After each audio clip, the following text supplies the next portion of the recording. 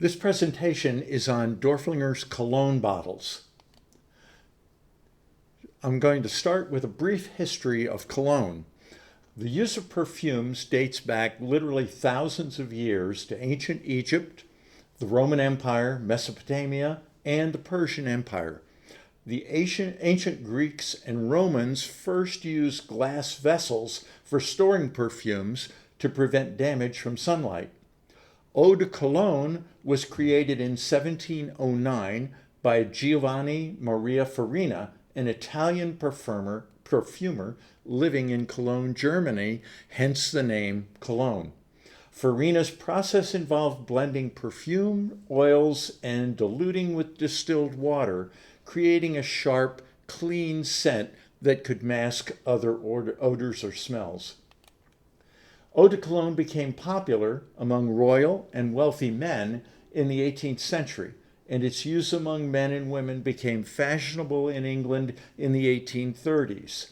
Scents went in and out of style quickly then as today. Early fragrances were made from distilled orange tree flowers. Later fragrances included bergamot and lemon, musk, patchouli, and spice oils, and lavender.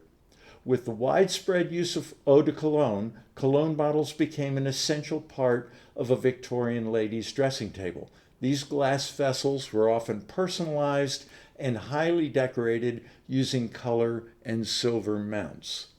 This lecture accompanies our 2025 exhibit of 20 Dorflinger Cologne bottles. These include an unusual pressed glass cologne bottle marked Dorflinger in the mold, a small enameled and gold decorated satin glass cologne bottle, and two end-of-the-day paperweight colognes made by Ernst von Dohlen, a Dorflinger glassblower. Cut glass examples from the Brilliant Period include several color cut to clear colognes, one rare cologne in yellow cut to amber, and colognes with elaborate silver stoppers and mounts, often personalized with the owner's initials.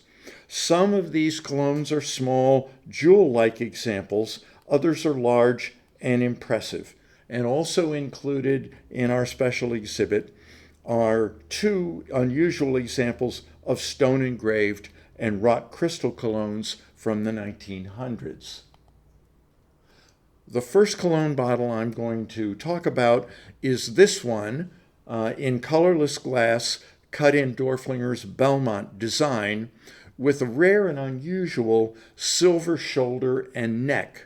This cologne bottle is in Dorflinger's barrel shape number 682.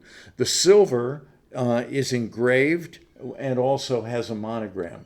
So you have nice filigree engraving on the shoulder and on the neck of the cologne bottle. Our second example is a globe cologne. This cologne is in yellow glass cut to amber glass, and it is cut in Dorflinger's Parisian design, one of Dorflinger's most popular and most famous patterns.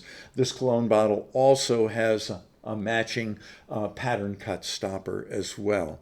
The combination of yellow glass cased over amber glass is very unusual, and that really makes this cologne bottle distinctive. This cologne bottle was made about 1890. This globe cologne is another example of color cut to clear during the Brilliant Period. This cologne bottle is green glass cut to clear glass and is cut in Dorflinger's Marlborough design. This cologne bottle was a loan to our special exhibit by David and Brenda Zeiler from their collection, and it dates to about 1890. These large cologne bottles are about 6 inches wide and about 6 inches high. So they're very large and very impressive. They are in colorless glass cut in the hollow diamond design.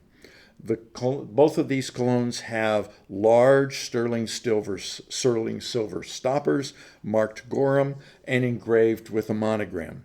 The large size of these colognes is unusual. The blank for a stopper is also included in the exhibit and has a post that would be used to attach to the silver knob. And this pair of colognes dates to about 1890.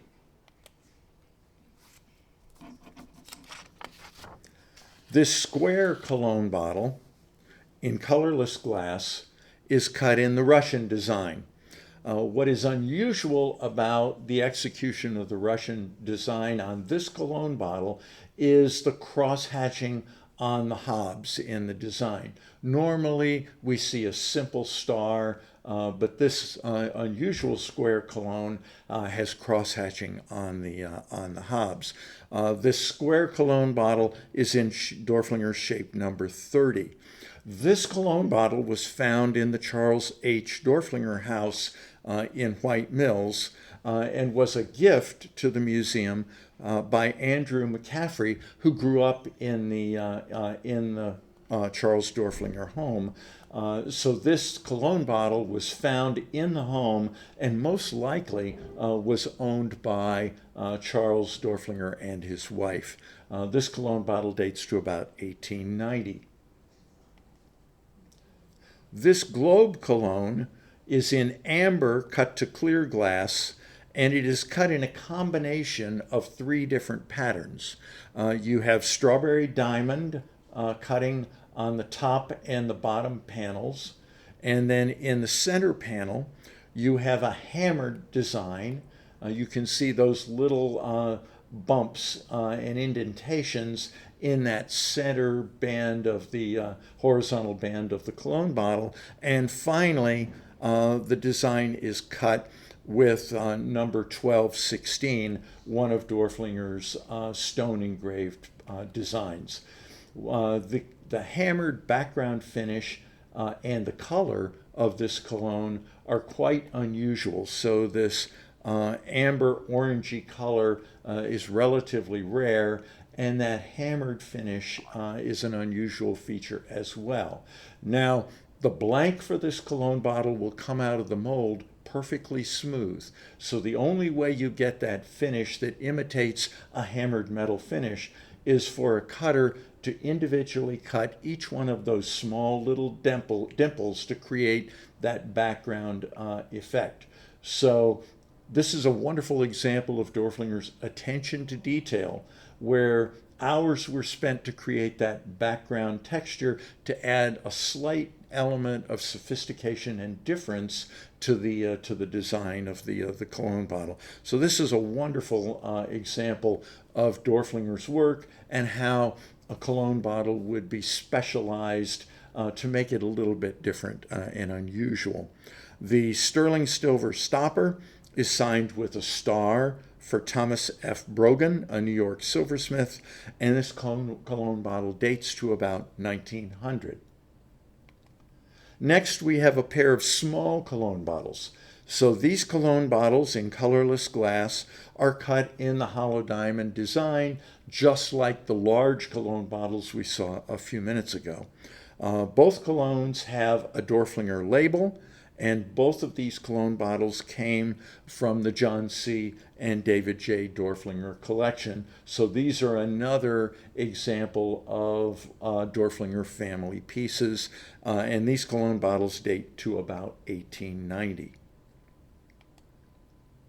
Next, we have a pair of round colognes in cobalt cut to clear glass, and these are cut in Dorflinger's number 640 design. Now, prior to 1887, this pattern was also cut by the Boston and Sandwich Glass Company, and they called this design panel and star. Both of these colognes have matching stoppers. Now, you'll note the difference in color between these two colognes. The one on the left has the little brighter blue cobalt color that was characteristic of Dorflinger's work. The one on the right is darker and deeper, would have been unusual for a Dorflinger cologne. The one on the right was purchased at a Jeffrey Evans auction that included pieces from Joan Kaiser's collection. Joan Kaiser was one of the authors of the 5-volume set of books on sandwich glass and the Boston and Sandwich Company. So it is very likely that the cologne on the right was made by Boston and Sandwich, and the one on the left was made by Dorflinger. But as you can see, the designs are identical in both colognes, even down to the pattern cut stoppers as well. Here is a view of just the right-hand cologne with the dark blue color, again, most likely made by the Boston and Sandwich Glass Company. And these designs for Dorflinger would have been updated to about 1890. This large cologne in shape number 658 in colorless glass, it is cut in Dorflinger's Princess pattern. That was an early Dorflinger pattern. We don't see it in the later years. And this cologne, again, is about 9 inches high. It's another example of some of these monumental cologne bottles that we see being produced by Dorflinger. And this cologne bottle dates to about 1890. This globe cologne in colorless glass has several unusual features. First, you have these deep miter cuts, and then the sharp edges are ground off to create an effect that actually looks like a melon. And then the design is copper wheel engraved and then polished. Now, Dorflinger called these pieces rock crystal because they imitated the appearance of ancient carvings in quartz crystal. And these became very popular in the early 1900s. We don't see very many Dorflinger examples of true rock crystal work. And this is a wonderful example. It also has a Dorflinger paper label, and it came from the John and David Dorflinger collection as well. So going back to the factory's operations, and this cologne bottle would date about 1915, toward the end of the factory's operations here in White Mills. And here is another view that shows the copper wheel engraving and then polishing on the surface of the body of the cologne bottle. And you also see the same kind of engraving and cutting on the stopper as well. Wonderful example of Dorflinger's work in rock crystal. This round cologne is in a silver frame and with the silver stopper. So this is a wonderful example of how Dorflinger would personalize these cologne bottles for individual customers. The silver work on this, as well as the glass, really complement each other. This cologne bottle is in colorless glass, and it's cut in a variation of Dorflinger's spiral pattern. I think one of the more interesting of the Dorflinger patterns. It almost looks like a ribbon with those miters in between the broader panels. The sterling silver frame is signed Howard and Company, a New York silversmith. And this cologne bottle is unusual in that it has 4 different monograms on the bottom of the sterling silver frame. That basically would most likely mean that this was handed down in a particular family for 4 different generations, and then you have a matching repoussé sterling silver stopper as well.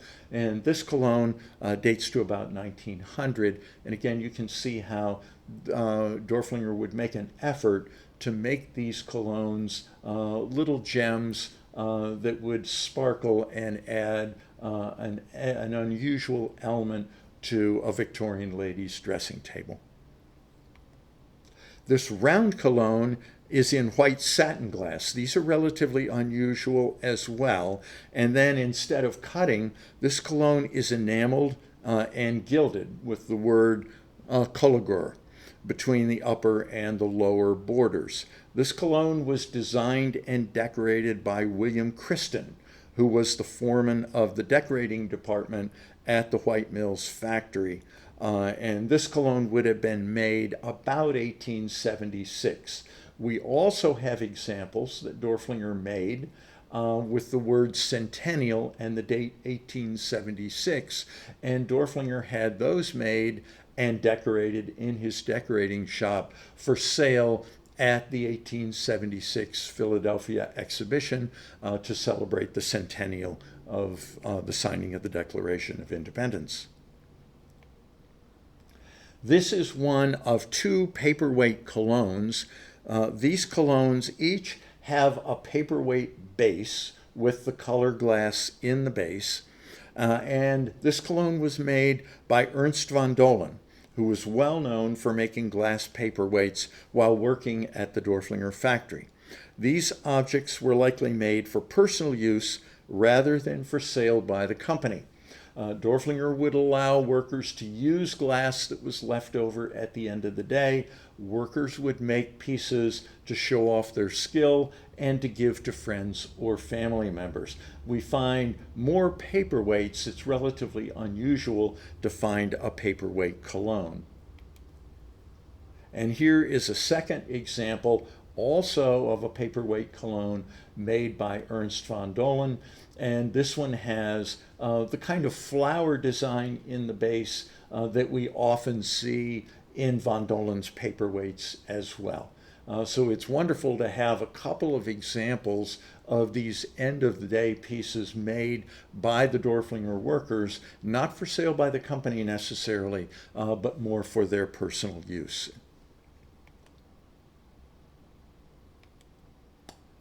This cologne bottle is also unusual in that it is pressed glass rather than mold-blown cut glass, which was really typical for most of Dorflinger's production. This cologne is in colorless glass. It's pressed into a mold with a star design. And what is really interesting and unusual about this cologne is the mold had the word Dorflinger in the base, so that gets pressed into the base of the cologne bottle. This cologne would date to about 1900. And here you can see the base of the cologne bottle with the word Dorflinger that would have been transferred from the metal mold into the glass to form the base of the cologne bottle. This is one of a pair of large round cologne bottles. This one is in red cut to clear glass, and it is cut in Dorflinger's hob diamond and lace design. These cologne bottles also have matching pattern cut stoppers as well.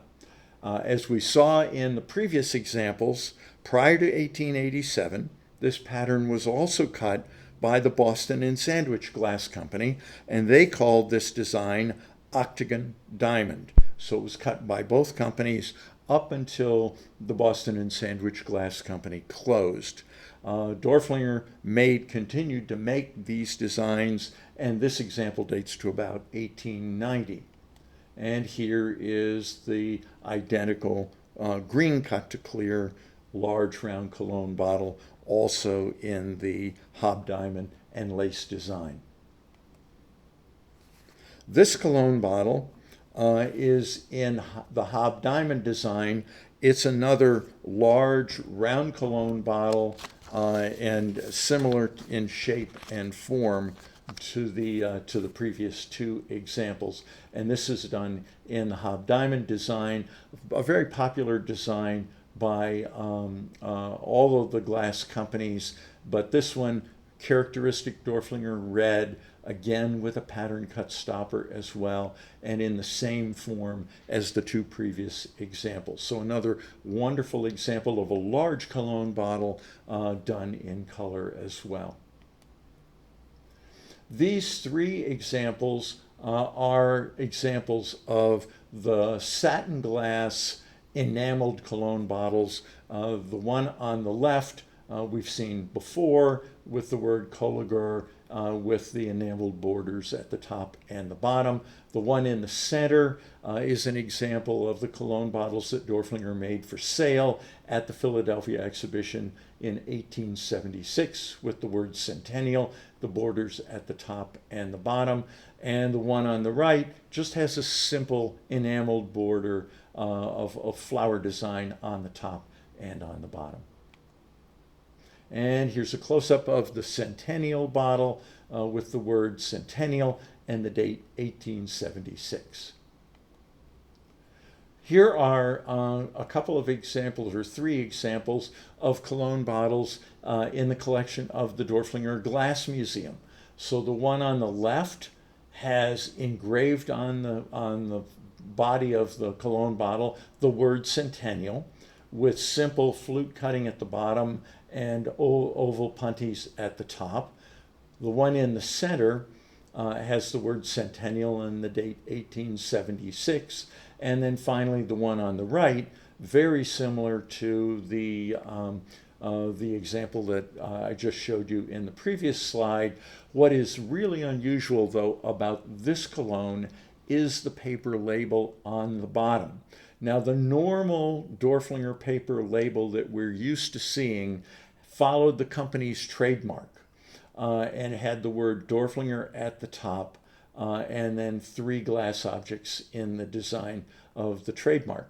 The paper labels with the trademark design came into use in 1888.